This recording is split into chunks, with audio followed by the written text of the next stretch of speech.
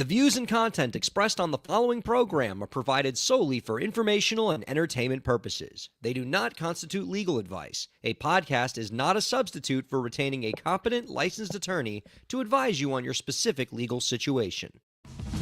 Break the business, play is work and work is play. Power into creators, have fun along the way.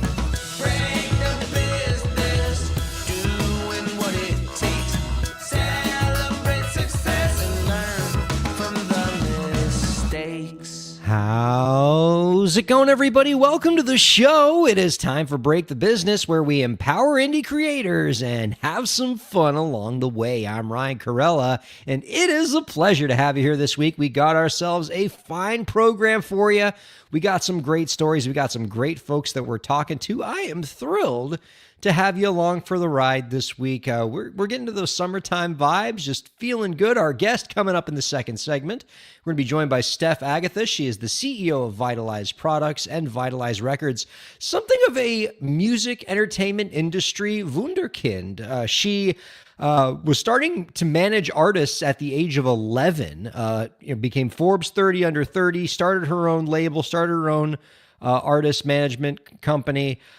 Excited to get her insight on a wide range of things, to get the pulse of the young people, just to learn about how she was able to achieve so much success at such a young age and what her philosophy is on artist development. You know she's going to have a lot of great advice for us. And so I am looking forward to chatting with her. But before we talk to her, we got lots of cool industry news to talk about, some pretty neat stories to go over. And who better to go over them with than one of our favorite co-hosts around here? Always a joy to be joined by Katie Zaccardi. Hi, Katie. Hello. I feel like it's been forever since I've seen you, even though that's not really true. That is true. Did we skip a show at some point, you and me? I think last month we skipped. Yeah. Okay. Yeah. I feel I did feel like a sense of loss, and I couldn't remember what it was, but devastation, if you will. Just absolutely crippling. I mean, I only barely was able to go on without you, but it is so good to have you back on this program again. I heard you were traveling. You were across the pond, as it were. I had a somewhat last minute trip to England, Bath specifically, and France, Lyon specifically. So been bopping around a little bit for the last couple weeks, but I'm back now, trying to adjust to the time zone. Nice. And, must be nice. Just, I'm just going to jet off to Europe, Yeah, just jetting on off. My passport was expired. I had to renew it, pay extra for the expedited. You know the drill. But yeah, it was really fun. I don't know if you've been to either of those places. But Bath is known for the Roman baths, and it also has a lot of Bridgerton filming spots. And it also has the Javert Bridge from Les Mis, where he kills himself. So that was fun to see. Oh, nice. Had a great time touring around. I mean, that must have been for you, getting to tour those scenes, in the same way that Lord of the Rings dorks like to go to New Zealand and see everything. This was your New Zealand, is getting to see Javert's Bridge. We're looking at the bridge too, being seems smaller in real life. I mean, that's typical Hollywood, right? They always can make those things look bigger than they are. Yeah. I'm this is a lot more epic when I watched it in the movie theater, but yeah, it was very cool. It made a lot of TikToks. Oh, very cool. Looking forward to checking those out. Well, speaking of movies, Katie, I wanted to chat with you a little bit and kind of start the proceedings off by talking to you about a couple movies that are coming out later this year. One of the movies I want to talk about actually has something to do with indie artists and everything. But the first one I want to talk to you about has nothing to do with indie artists. I just saw a preview for this and it terrified me. And I need to talk about this movie to somebody. And you are the first somebody that I've come across. Okay. And so have you heard anything about this new movie coming out called One Night Only? Do you know any details about this movie? The name sounds familiar, but no, I don't think so. Okay. What I want to do with you, Katie, is I'm going to give you the plot of this movie, the premise of this movie. Okay. And I want you to tell me, based solely on the premise, what genre you think this movie is. Okay. You know, tell me a little bit about the setting, like how they're putting it on, the production design, things like this, okay? I'm not kidding. This is the premise to One Night Only. Okay. The government has Bad start outlawed already, but okay. Yeah, right. The government has outlawed single people having sex except for one day a year. And they have installed bio-trackers in everybody's arm that can detect whether you're having unauthorized sex. And if you are having unauthorized sex, authorities get alerted as to your location. What the Okay? hell? Based on that admittedly terrifying premise, what genres come to mind? Like, that sounds like a horror movie, but like, it's got to be romance. Horror. But I mean, that's your first thought, right? Yeah. Horror. Or something, or like sci-fi. Dystopian sci-fi, like Philip K. Dick type stuff. Yeah.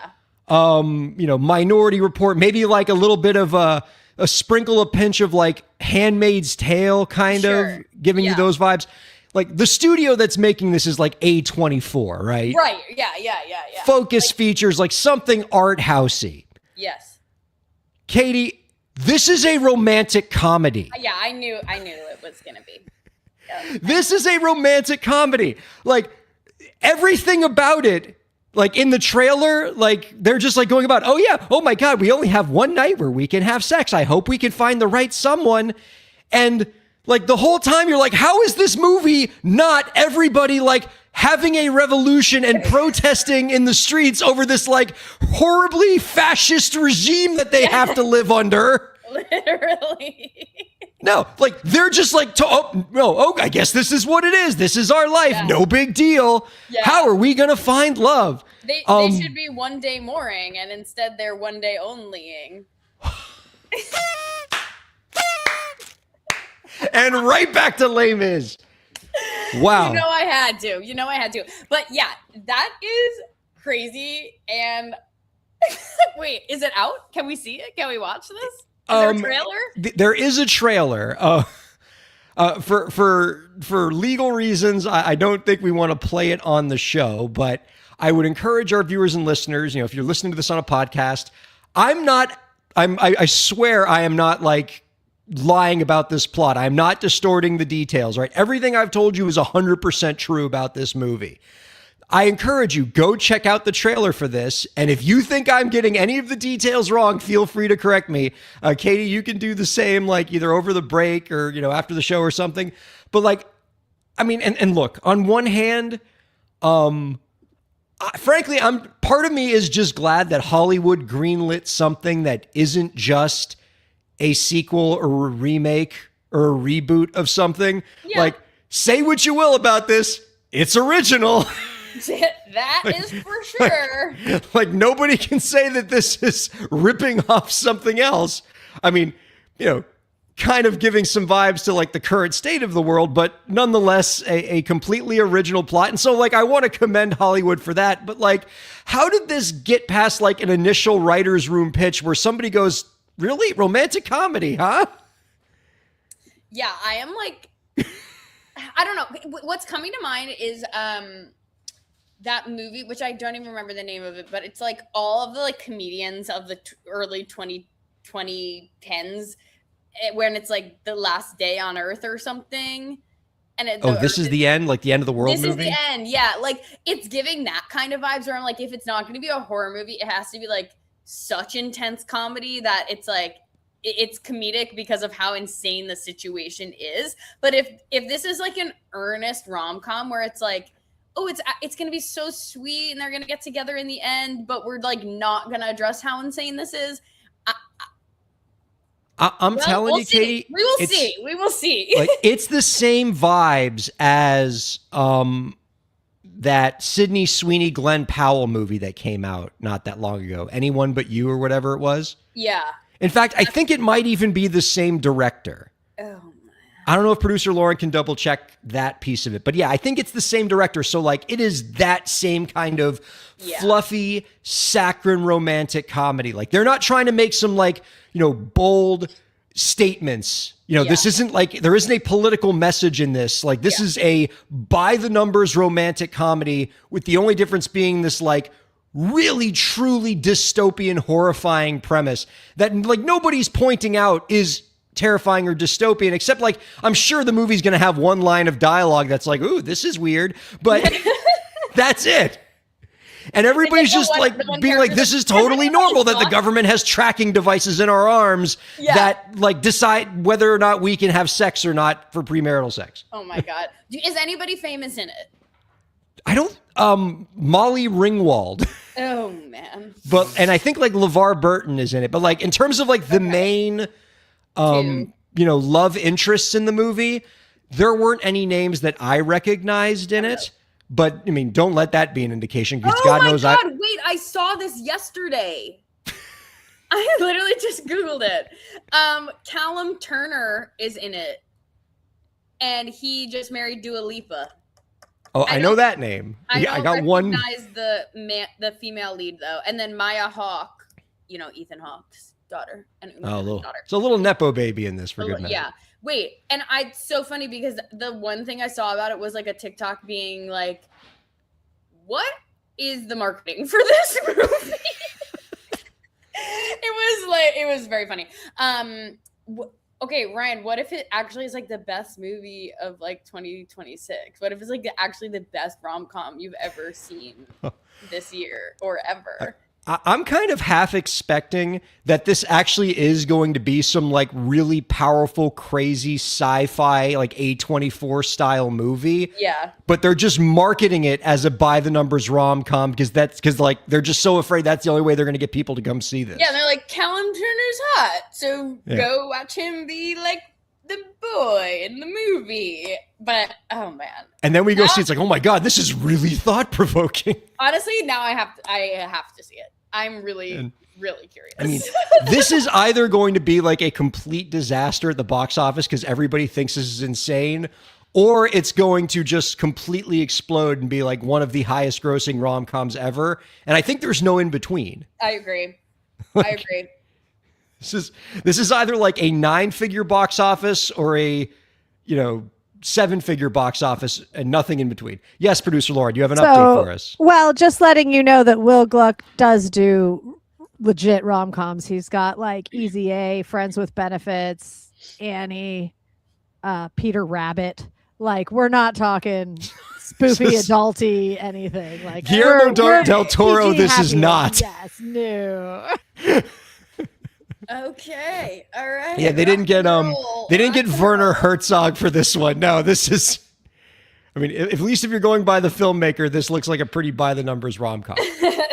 Okay, so that movie kind of weirds me out. But let me now tell you, Katie, about a movie that's coming out later this year that I also happen to see the trailer for this week that I am very excited about for several reasons. One, because I've said for years I thought what this movie would make a great movie. And two, the story that they're telling in this movie is one that I think has a lot of great lessons for indie artists. And that movie is the new film that's coming out in November called I Am Rocky. And I Am Rocky is a Sylvester Stallone biopic. And I don't mean like he's in the movie. I mean, it's about his life. That specifically chronicles the events of how the original Rocky movie got made. My dad did send me the trailer of this last night. I'm pretty sure everybody's dad sent their kids the trailer to this. I mean, if my kid was old enough to have an email account, I would have sent him. It looks like for Rocky movie dorks like me, this looks really, really good. I mean, the guy they got playing the young Sylvester Stallone in this, an actor named Anthony Ippolito, is a spitting image for young Stallone. They casted the hell out of that lead role. He looks just like him. He's got all the mannerisms down. And so I'm pretty stoked for this. It's being directed by Peter Farrelly, who also directed Green Book, very accomplished director, both on the comedy and dramatic side. But I like the premise of this movie, and I've always thought this would make a good premise for a movie because it's such a cool story. Do you know anything about?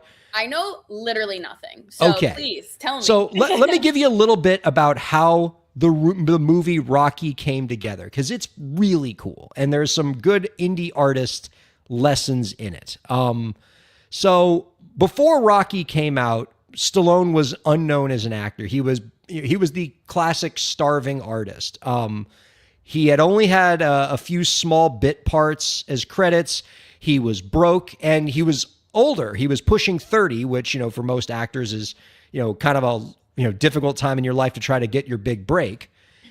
And so like he was not in a great spot as an actor. And one night in 1975, he's watching a boxing match between an unknown fighter named Chuck Wepner and Muhammad Ali. And he's watching the fight, and he watches Wepner go 15 rounds with Muhammad Ali, who's obviously like the champ. And watching Wepner nearly defeat Muhammad Ali and go the distance against him inspires Stallone to write a movie. And that movie became Rocky. Stallone had never written a movie before. And forgive me, viewers and listeners, my dog is scratching at my door and I have nobody to open it. So just give me one quick second. And I will continue the story, which is that then I don't know. I can't even improv this. I have no idea what happens, but I'm guessing that he's never acted. He's never written a movie before. Yeah. He's never meaningfully acted in any major roles. He's never written a screenplay before, but he was so inspired by the Chuck Wepner fight that he writes the screenplay to Rocky in about 3 days. Wow. And it's good? And it's insanely good. He brings it to a couple. He didn't have to bring it to editors or anything after that. Well, I mean, I'm sure there was like punch up and things like that, but he took it to a couple producers. The producers said, "Yep, this is a hit. Wow. We're going to bring this to United Artists, which was the major studio at the time. They're going to want your script, and this is going to be your break. Like, this is going to be your way into Hollywood. Like, they're going to buy this script from you." And sure enough, United Artists loves the script, and they offer to buy it. They offer him like $20,000 or whatever. They say to Stallone, "This is a great script. It's going to be a huge hit, and obviously we're going to get some." A big Hollywood star to play Rocky. We're going to get Burt Reynolds or James Caan or somebody huge like that. They're going to make this movie a massive success. And Stallone goes, "No, you're not. I play Rocky." And you got to understand, at the time, this is inconceivable to United Artists. This is a nearly 30-year-old actor with no credits. And, we all accept now, Sly Stallone being a famous actor. But back in 1975, this was a guy who had, partial facial paralysis. He had, he didn't look like a Hollywood star. Yeah. He had slurred speech. Yeah. And so like nothing about him screams like, oh yeah, hunky, distinguished leading man. Yeah. And so like United Artists said, like, we'll buy your script, but you're not going to be in the movie. Yeah. And he said, if I'm not in the movie, you don't get my script. Yeah. And so United Artists upped the offer, and they upped it and they upped it, and they kept offering him more and more money. Eventually they gave him they offered him over $300,000 for the script. Wow. Which in today's dollars, about over $2 million. Nice. And this is a guy who's doesn't have two nickels to rub together. Like there are stories that he had to sell his dog, just to like be able to make rent while all this is going on. And, any rational human being would have gone, okay, you know what? I'm going to go ahead and sell this movie. But he refused, and he held firm, and eventually United Artists relented and said, okay, fine, we'll buy your script. You get to be the lead. You're going to be Rocky. Wow. But in exchange, you have to make this movie for less than $1 million. That was the budget that they were giving him. Because like, if we can't get James Caan in this role, like we can't make a big bet on you. Yeah. So they gave him $1 million budget, and they said, you got to make the movie in 28 days. Whoa. Which, even in 1975, that's not a lot of time to make a movie. That's not a lot of money to make a movie. But, he knew that this was his shot. So he said yes. They got really creative in the filming process. That famous scene where Rocky runs up the stairs, they couldn't use a standard dolly track to shoot it. They had to use this new technology called a Steadicam, which was obviously we use those today, but back then it was very, novel. Mm-hmm. And it was, I think they couldn't afford a trained dog to be Rocky's dog in the movie. So they had to cast Stallone's own dog to be the dog in the movie. Thankfully, he was able to buy the dog back. But it turned out the lesson was, because they shot the movie for so cheap, it actually made the movie look better because it made it gritty and raw and authentic. Like, if you go back and watch that 1975 or 1976 Rocky movie, there's nothing like it. It looks really raw and gritty, much less raw and gritty than the subsequent Rocky sequels that had a bigger budget behind them. And it really kind of made that movie iconic in a way. Yeah. And so the low budget actually worked in its favor. But anyway, the end result is, as we all know, Rocky became one of the most famous films in American history. It grossed over $100 million. It got Stallone a nomination for Best Actor and Best Director. The movie won the 1976 Oscar. So he directed it too? Yep. Actor, forgive me. Not director. Best Actor, Best Screenplay. Okay. Sorry. He didn't win those, but he got nominated. I think he was only the third person ever to be nominated for actor and screenplay in the same movie. Wow. He didn't win those, but Rocky won Best Picture in 1976. And obviously the rest is history. Stallone is one of our most famous actors. They wound up making, I think, if you count the Creed movies, 8 more Rocky sequels. Wow. And he became a massive action star, one of the more recognizable figures, among his many achievements, being a proud alum of the University of Miami, my alma mater. And, it was just overall just a massive successful person. And so I love the story of how Rocky came together. I love that finally somebody's greenlit this as a movie. And I think there's so many cool lessons in this story for indie artists about betting on yourself, making sure you keep and own the rights to your work, not treating constraints as a bug, but as a feature, and using those creative constraints to make a better final work product. And I think I recommend all artists go see this movie when it comes out. I hope it doesn't suck, because I think it'll be inspiring. Yeah, I love that. Oh man, I love that. First of all, like I said, didn't know any of that. And the fact that he was not willing to settle for anything until his vision was his vision. Period. I mean, I think that for a lot of us, and actually, let me be clear before I say this. If your goal is to make money specifically, then great. Negotiate so that you make that money. But if your vision spans beyond that, and in this case, he wanted to be in the movie, he wanted it to be his big break, he wanted to be starring in the work that he did, that he wrote, nothing should come between that. But it's really easy to see all the shiny things or the money, or just honestly just feel like you need to settle because you're not gonna get what you want. But if you just stay persistent, look at what can happen. I mean, and they let Lin-Manuel star in his musical. So you know what? Well, maybe Lin-Manuel Miranda was inspired by Sylvester Stallone. Maybe he was. But I mean, it's just, I have never in my life heard a bigger, and more audacious bet on yourself story. Yeah. In art. I mean, cause it's just first of all, this guy did not have two nickels to rub together. He wasn't a Nepo baby. He wasn't one of these actors that had a huge nest egg to fall back on. And so he had the leverage to squeeze this studio. Mm-hmm. He was on his last dollar.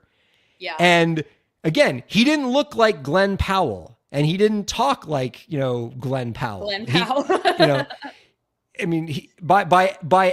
On paper, he is the least unlikely leading man for a movie.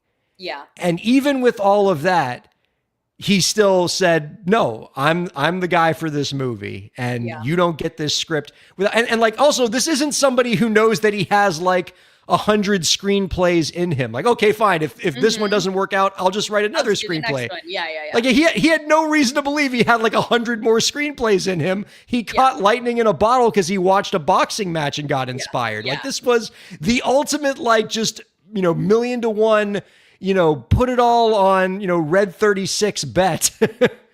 And okay, I might be, this is either going to be a really embarrassing comparison or very fitting, but it's kind of reminding me, and I can't believe I'm saying this, of Heated Rivalry in that. I was just thinking that. The whole time I'm watching the trailer, I'm like, this is just like Heated Rivalry. Just like Katie, Heated please tell me how this is just like Heated Rivalry. Because the making of Heated Rivalry, they also had a really low budget, and they made it for this like small Canadian studio. The actors were unknown. You could say they just, took a risk. Like they didn't know it was going to end up on HBO.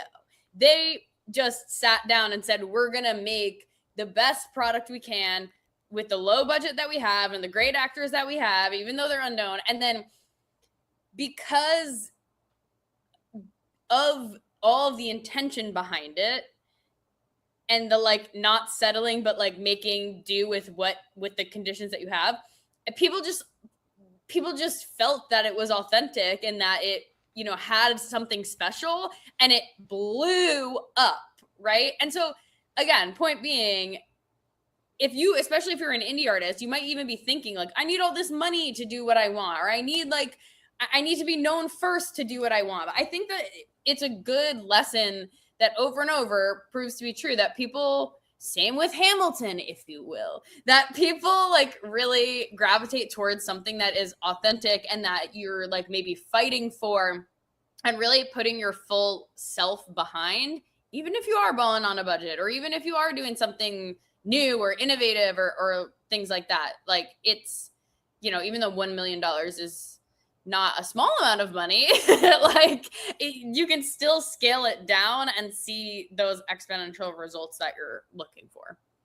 Absolutely. It's so inspiring. Okay. So we have an awkward amount of time left before our next segment. So I have another story to talk about, but like we're already like a half hour into the show because we had a nice rousing discussion of this Rocky movie and like the creepy you can only have sex once a year movie. And so I don't know if I want to get into the second story and give it short shrift or if we go straight to the interview. I can say one more thing about another movie, which is that I just watched the Michael Jackson movie on the airplane. How was that? It was excellent. It was really good. His nephew, Jafar Jackson, who plays him, did an amazing job. Like there were points throughout the movie where I just kind of forgot that I was not watching Michael Jackson.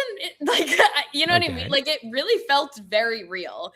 And the music was so good. The way they did it was so good. It was really engaging. I thought it was excellent. And they ended it with it said like his story continues. So I'm assuming they're going to do another one, or they're at least leaving the door open to do another one. But yeah, it was really interesting to me because we've definitely seen an uptick of musician biopics in the last like 5 or 10 years. And I've seen a good amount of them, I think.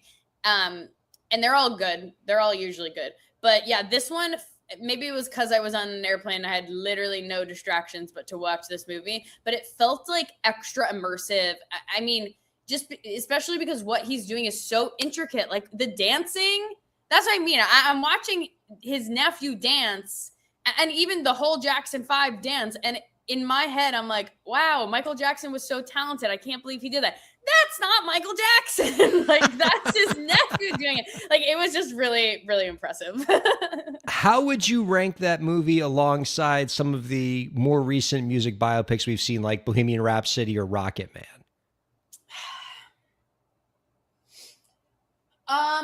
So I haven't seen Bohemian Rhapsody in quite some time, but and I liked all of them. Mm-hmm. I think it's the best one, to be honest with you. And Now, then, my understanding is that they were they kind of glossed over, just didn't discuss like the more controversial aspects of Michael Jackson's life. well, I may be wrong because I'm not like a historian on MJ, but it seems like they just didn't, they like where we are in the timeline, we weren't really there yet. Like Oh, it ended around Bad's release, so he was getting nose jobs in the movie and stuff like that, and they do not address that probably as intensely as they could, but they do address it. They do address it. okay. And I guess it's like one of those things where it's like they give a reason for him wanting to get it, but it's definitely not the reason that some of the media has or would say. So it's like who's to know what was like true, I guess. But it ends right around Bad. So at that point, I think all that's really happened is him starting to transform his appearance and not a whole lot else of the major controversial things. So in my opinion, it's just like the timeline wasn't there for that to happen. But yeah, you get to see a lot into his childhood and his relationship with his dad, which was obviously very toxic because his dad was not a great person, pretty abusive, and just his creativity. Like obviously he's a legend, but seeing him like put together the music videos and like be innovative, and I think having well, I don't know. I was gonna say what's different from the other two, but then again, Elton John is gay, so I guess that is his avenue. But I was gonna say with Michael Jackson, it's like being a Black artist who kind of had to fight for some things, like getting on MTV. Like I just found all of that really interesting and very well done. I have to see that. I have a very long to-do list of movies that, just continues to get longer and longer as I continue to be a dad. One Night Only, Michael Jackson. I mean, I'm going to see One Night Only because I the same reason that like you can't help but look at a car wreck if you see one while you're driving by the road. Like I have to see like how they possibly pull this off. Tomorrow I'm going to see The Odyssey in theaters, and now I'm like, is this movie like in theaters? Like, can I just sneak there? I think One Night Only, I think it comes out in August. We'll check that out over the break. We'll circle back. Yeah. All right. Well, we're gonna take a break ourselves, and then we're gonna check out or have our discussion with Steph Agathis. Excited for this interview. Don't go anywhere. Keep checking out Break the Business. Break the Business is presented in cooperation with Ryan A. Kairalla, PA. Ryan A. Kairalla, PA is a law firm providing transactional entertainment legal services, including contracts, business formation, commercial law, copyright, trademark, and more. Ryan A. Kairalla, PA, Miami, Florida. rkpalaw.com.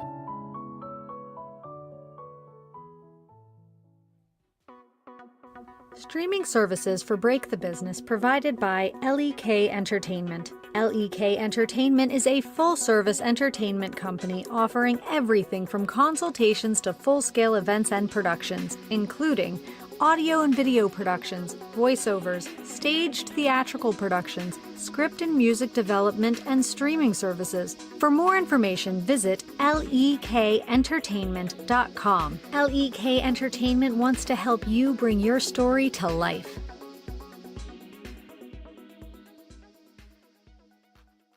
Thanks for supporting Break the Business. If you have a question or topic that you want us to discuss, email us at breakthebusiness@gmail.com. You can follow the host, that's me, on Twitter at Ryan Kair, and you can follow the show at the BTB Podcast.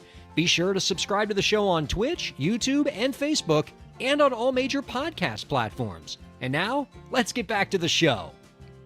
The gritty dystopian art house film One Night Only will be premiering theatrically in the United States on August 7th, 2026. Perfect. I'll be there on opening night. If you want to watch this terrifying, bleak future movie. Or the best movie of the year, if not the decade. We'll let you know. I mean, I would love / hate for it to be better than I Am Rocky is going to be, and just losing all faith in Hollywood. Welcome back to Break the Business, everybody. Ryan Kairalla here with Katie Zaccardi. We're having a blast here, just talking movies this week. Something, again, as a dad, I don't get to watch these anymore. So all I can do is just watch trailers of movies and then be snarky about them with my friend Katie. Let's go ahead and bring on our guest this week. She is the founder and CEO of Vitalize Projects and Vitalize Records, and one of the youngest executives shaping the modern music business. She started managing artists at 11 years old, and by the age of 22, she landed on the Forbes 30 Under 30 list and had been named a Hits Daily Double Noisemaker. Her bootstrap management company represents Disney alum and actor-musician Asher Angel, melodic EDM artist Zevi, Vanderpump Rules actress Natalie McGuire, and Grammy Award-winning mix engineer Juan Razuri. This past May, she launched Vitalize Records, an independent label distributed via Vidya and built around artist development from the ground up. You can find out more about our guest's work by visiting vitalize-projects.com. We are happy to welcome Steph Agathis on to Break the Business. Hi, Steph. Hi, guys. Thank you for having me. Seen any good movies lately? Honestly, the Michael Jackson movie, that movie just has me in a chokehold. Yeah. I've heard nothing but good things about it. That makes perfect sense to me. Okay. I want to I feel like if somebody reads that bio, the first thing that they're going to just kind of catch their eye on and immediately have a follow-up question is managing artists at the tender age of 11. So I want to start there. How does one start managing artists at the age of 11? Yeah. I mean, Instagram at the time had just came out. So I was like, it was that in the SoundCloud era. So I was like, I have to figure out how to scout artists. And I was just reading. Wait, wouldn't you be too young to use Instagram at the age of 11? Like, I'm pretty sure there is a 13-year-old in their terms of service, like, we got the Children's Online Privacy Protection Act here. Back in the day, they didn't have that, Ryan. It was the Wild West. Back then, the middle school era, like everyone was on it. Yeah, we were all solid with it. But yeah, I was just reading a lot of different interviews of executives, and I fell in love with music because I had went to a camp rock concert at 10. So I was like, I have to be a part. Yes, thank you. So I was like, I have to be a part of music somehow. And I knew I didn't want to be the artist. So I was like, okay, management seems like, you can kind of dabble into all the sectors in music. And so, yeah, I scouted a bunch of different artists and I just started calling them and I just started giving them ideas for marketing rollouts and different A&Rs they should connect with and producers. And I just had the mentality of like, okay, why not? Like, why couldn't I do this? And so they were all very receptive to the ideas. And we just started working back and forth. And it was a lot of different phone calls and everything. And yeah, that's Wait, how old were you when you did that? I was 11. When you were pitching artists, you were 11 doing that. Is crazy. I was also a very old soul. So when I turned 11, I was like, okay, by 15 years old, I need to have a job. And by 18, I have to get a house. And by 25, I was very, I was an old soul when I was younger. So I was like, I'm ready to work. I'm ready to do it. I was like, I'm so ready for this. Steph. I just love that the artists were taking the advice from the 11-year-old though. Yeah. Not that you weren't credible, but they didn't know I was 11. They were just kind of going with it. They were like, oh, these are good ideas. And they didn't know I was 11 until they wanted a contract. And I had no idea what a contract entailed. So I sent them a Google Slides presentation. And that's when they were like, something is very off here. You're either a scam from a different country or you're 10 years old. And I was like, you got it.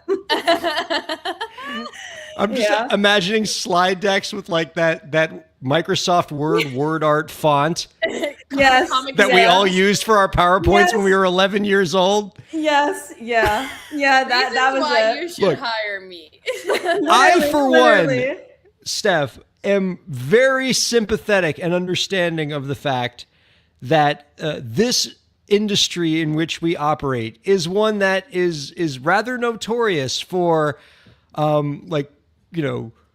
forcing women to have to begin their careers at a very young age and ending their careers prematurely, right? It's, there are a lot of very talented women who lose opportunities in this industry because they get a little bit too old for this industry. And unfortunately, that can often mean your early 30s. I don't think the message you should have taken from that is I need to start my career at 11. I was like so ready for it. Like all of my friends were like, why would you want to work? And I was like, are you kidding me? Like, this is my dream. Like, get in an office cubicle, just marketing rollouts, all of that. I was ready for it. I was so ready for it. Like every music manager I've met like has like a smoking and a drinking habit. Like this is not the field for a preteen. Like I'm just imagining you like just like ripping bubblegum cigarettes. Temple addiction. Yeah. I have funny stories about that. How like I'm really good friends with him now, but at the time, he was Migos' tour manager, and I just turned 13, and I was like asking for internships. And when I turned 13, I was like, oh, I'm like 18 years old. I'm so old at this point, like whatever. And I remember I connected. Yeah.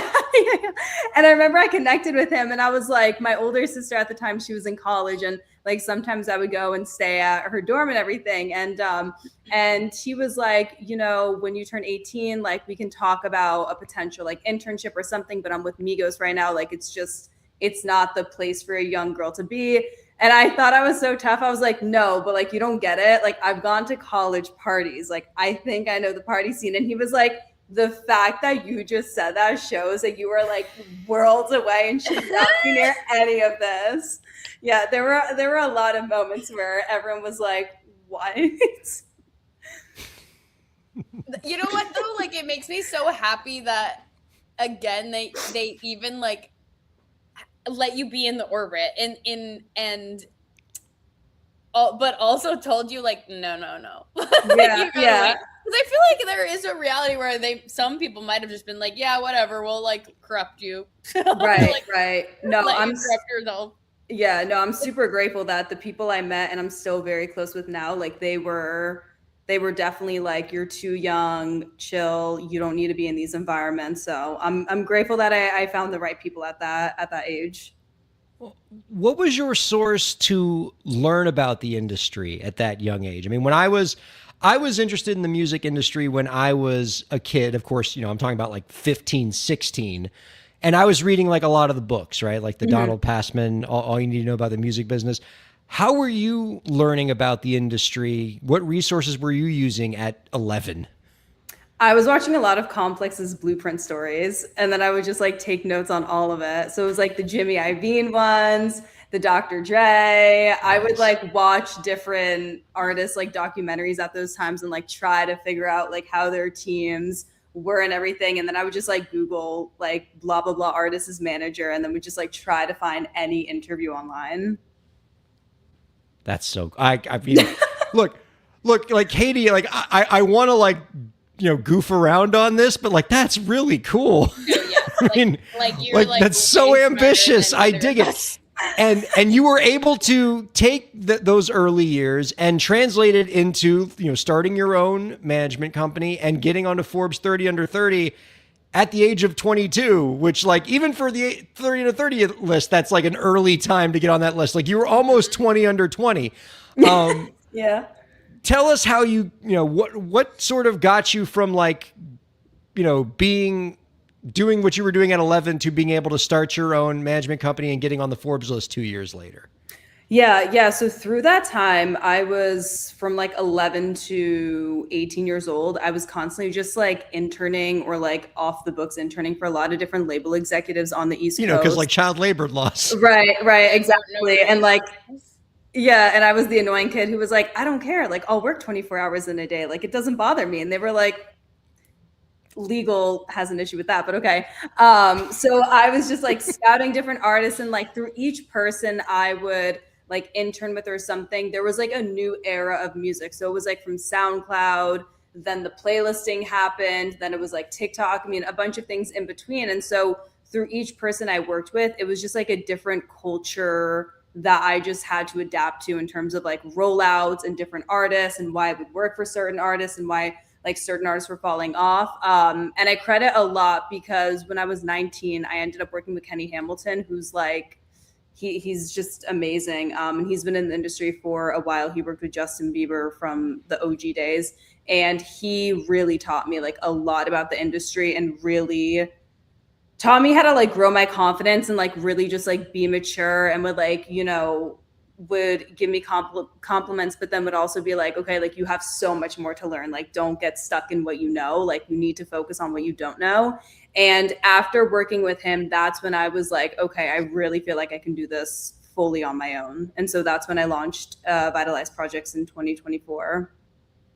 And your roster of who you manage, what I think is impressive about it is not just the number of artists you've repped, but how diverse they are genre-wise, right? You have like Disney actor artists, you have EDM artists, mixing engineers. Like you rep clients that have very different artistic visions, very different career needs, which is unusual for managers. Usually, managers tend to stay in one lane, stick to their knitting.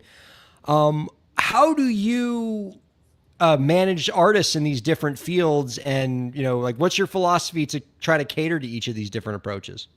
Yeah, I mean, for me, I love a challenge and I'm very curious. So like it's funny because when I first started the company, I had an idea that it was going to be very much in the pop world. And then the first artist I signed was a tech house DJ. So I was like, whoa, plot twist. I don't even know the tech house world. And so from there, I was able to kind of grow artists still in the pop culture world within different genres, whether it was through brand deals or sync placement or PR, or interviews or red carpets. I was just able to kind of build around that pop culture moment and still build within that genre. So it's really just like, when I sit down and talk with an artist, it's first of like, if we align with each other, and then it's like where they want to be and how I can help them. And so for me, it's never really been about like what I know and like, certain areas of the industry I know and I feel comfortable with. It's always like, okay, I know this, I have to do something I don't know so I can learn way more about it. And, I like that approach, and I tend to gravitate towards managers that look at the job that they do in that way. So that's really cool. Your latest initiative in this space has been creating a label, Vitalize Records. And, I think that's a pretty natural move for somebody who operates in the space that you do. And I've read that you characterize this label about being true artist development. You're trying to grow artists over time. You're not trying to chase quick hits. You're not trying to catch lightning in a bottle. You want like real strong development over time. You want to bring artists up. And while that is an admirable thing to hear a label say, it's also something that I hear every label say. Yeah. And so when you say it, why is it true? Right. Yeah. I think even just starting my career, I've always been a fan of music. That's been the reason why I've done it. It's always just been being a part of great music and being a part of great artists. And so for me, even my management approach, it's always been like, I'm not looking to chase the viral hit. I'm not looking to chase that moment. I believe we can get there in a way that compromises with the artist and where they need to go and what they feel comfortable with doing. And so when it came down to the label part, throughout the management side, I'd been working with a lot of different artists that were assigned with different labels. And I felt like there was this constant lack of, the labels were super interested at one moment. They signed them. They promised them all these amazing things. And then it was just like, okay, now the artist has to go out and start posting on content or posting, different unreleased clips and see how they perform. And then based off of that, we'll set up sessions with whomever. And for me, it's always been about like, these are people, like these are their careers, like we should be with them, even if their views aren't, charting whatever it is, like we should be able to help them get there. We shouldn't just be depending on them to do it. And so that's why I started the label, because it really is about, the artists and compromising with where they need to go. But again, also that developmental time of, when I sign an artist, I'm not promising them the world. I'm not promising them that you're going to get all of these amazing things. I'm promising that I'm going to stick with you and we are going to build it out in the way you envision it.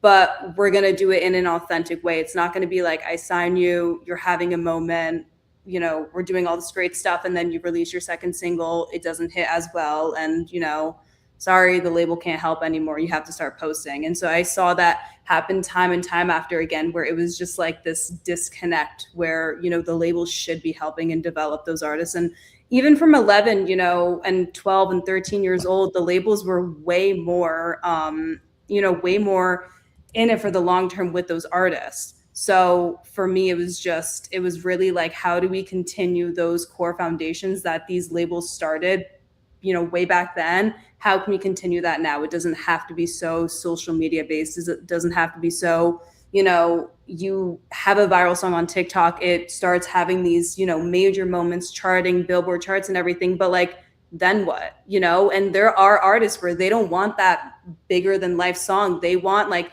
10 songs that people thoroughly know and people want to go to their concerts. They don't want that, just like that moment to happen, and to really stand by the artist.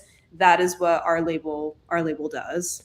I'm glad you brought that up, because that is something that you are seeing artists encounter more and more often, Right. as they, navigate this TikTok based music industry, where the challenge isn't so much going viral. You can go viral with any post at any time, it seems. It's what do you do once that happens? Because it's very easy to go viral and have your 15 seconds of fame. It's not 15 minutes anymore. Right. Your 15 seconds of fame, and then go right back to being anonymous again. So somebody like you who's sitting in the label seat, when you get the artist who gets that viral moment, how do you strategize building off it so that it can be sustainable for them? Right. I think it starts with where the artist feels comfortable going with. There are some artists where they're ready to dive into touring, and you can, now you can go from, theaters all the way to arenas within 6 or 8 months. So it depends on where the artist feels comfortable with. I would say start with touring, and then, trickle it down to 3 other single releases as well. So that way people aren't focused on that one single. They're focused on, okay, what's happening next? And then the next single and the next single, and continuing to build on that momentum. Whether it's through sponsorships or brand deals and stuff, but really kind of building in all the different verticals where the main conversation isn't just, oh my God, I'm obsessed with this song. It's, oh my God, I can't wait for their album. Oh my God, I can't wait for their EP. Oh my God, they're collaborating with that person. I can't wait. So it's really just kind of changing that conversation in those different verticals, whether it's touring, different collaborations, brand partnerships with different companies, all those different sectors. So with that in mind, and also keeping in mind that a lot of the artists who listen to this podcast specifically are indie artists, I feel like there is a constant push and pull. Like, indie artists are doing it all themselves, but then, if they get a label, they feel like the labels still wants them to post on social media and still wants them to like do all the work. What do you see as the balance and the roles of like what the artist needs to be doing themselves or should be doing themselves with or without a label, and then where the label actually can fill the need and where they should be providing the support? Right. I think when an artist signs with a label, they should definitely know their perspective in terms of the music, where they want to go and where they want to take it. I think it can get super messy when an artist, might have a crazy good following, or they might not, and they get signed to a label where the label's like, we envision you, being this type of artist, so you're going to work with that. So I think it's really important that the artist knows their sound, their perspective, and where they want to go. I think with, that balance of an artist kind of self-promoting versus when a label comes in to promote, I think, it all depends on the project. Obviously, if you're not releasing anything, it wouldn't make sense for a label to be like, start posting all this types of stuff. But I think, if there's a project attached, the label's job is to look at those different verticals of, okay, how do we do, different PR moments, whether you're surprising someone on stage, like for example, Zara Larsson, she was incredible at doing that with the Lush Life dance, or, just different interviews or different podcasts, like finding those different ways where it's not dependent on the social media, where the artist can still post, content, whatever, but the label's able to build off of that, whether it's through, brand deals or collaborating with different artists as well, thinking outside for the artist. So that way the artist can focus on what they need to do, and the label can say, here are all these ideas, X, Y, and Z, what do you want to go with, and how do we go there? And then what's your take on, again, we'll say with or without a label, because I think this is relevant regardless, but when an artist is in that building stage and they're needing to release several songs, kind of like building that foundation. Again, I think there's this push and pull of like, do I need to focus on just creating good music, or do I need to focus on promoting the good music and creating a bunch of TikToks for the good music? Like, where do you see that balance?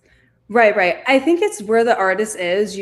I've worked with some artists where they really need to spend time in studio sessions where they're like, I feel like I want to go in this genre, but I don't know. And like they really need to focus that time on just like developing and, learning those writing skills. I think when it comes down to, if there's a release and they want to start getting fans, excited about it, obviously promoting. But I'm not a super big believer of like, okay, you have to start posting all these TikToks that you're going to the studio and this unreleased beat. Like you have to make it intentional, because if you're just over polluting the app, that's all you're doing. Like, you can post a million times, but like if there's no intention behind it, it really doesn't matter. Mental health in the music industry is something that I know you're really passionate about. And you say you take a human first approach in the business. Why does this issue matter so much to you in particular? And how do you build that human first philosophy into how you run your company for your artists and for yourself? Right, right. When I was a teenager, I definitely was going through a lot of personal things where at the time I didn't realize I was having anxiety, and I was dealing with a lot of mental health, different things at that time. And as I was going through it, I was never able to identify what I was feeling and what was going on. I would just either have panic attacks, or I would just like completely shut down, or I was just in my room. I wasn't able to really verbalize what I was feeling and like how to get to the root of it. And so, I went through therapy afterwards, and I realized that, okay, it was like serious anxiety. I would have panic attacks, and I realized, the severity of it. I was never someone who like really, dove into my emotions. And like when I was feeling nervous or something, like I would just be like, okay, it'll pass, like whatever. But, at that time, it was just a very turbulent time, and it really kind of overtook my life and just going through those things. And so, through that time, there were times where I couldn't make it to different work events, or if it was an artist show or something. And it was just this horrible feeling of like, why am I feeling this way? Like, it's not me, like something is completely taking over, but I don't know how to articulate it. All I know is it's like, I'm just completely shutting down.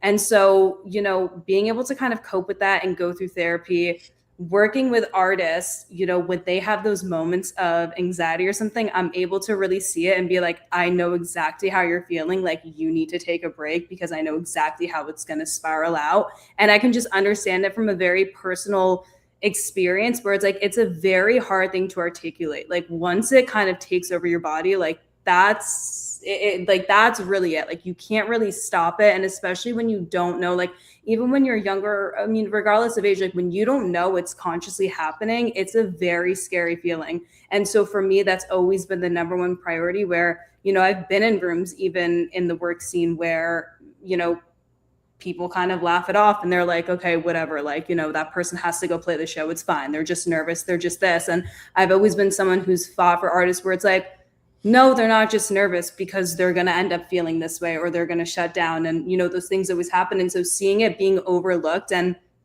even going through it myself, it's a very sensitive, but also a priority for me, because again, like these are humans, right? Like they're not machines, they're not products. Yes, they can do amazing stadium runs and all this types of stuff, but they're humans first. And I feel like, sometimes that can definitely be overlooked, especially when you're at your peak of your career. And so for me, knowing what it is and going through it myself, I'm able to really identify it and, kind of sit there as, a non-work relationship and be like, you need to take a breath, or like, you need to like take a break, because it's really gonna, it's gonna destroy you.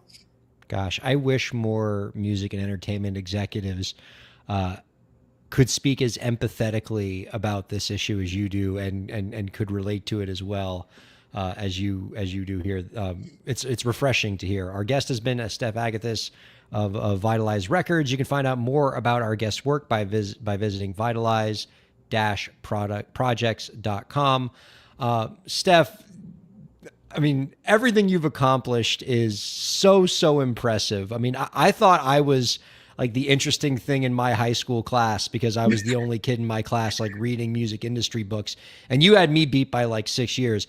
I think I want to be you when I grow up.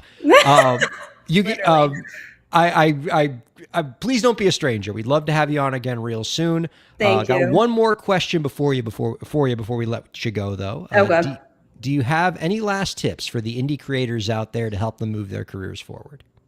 Yeah, I would say don't feel pressure to sign to any deals right now. I think while you're independent, definitely utilize it because you can build a lot around yourself. And when you bring on a team, whether it's publishing, an agent, a manager, whatever it is, like make sure you really know that person outside of just work credibility. Like don't just go for the person that has been in the industry for how many years. Like make sure they really have your best interests at heart. Very well said. Our thanks to Steph Agathis and Katie Zaccardi. Thanks to producer Lauren. And of course, our thanks to all of you viewers and listeners for checking out Break the Business. We'll see you next week.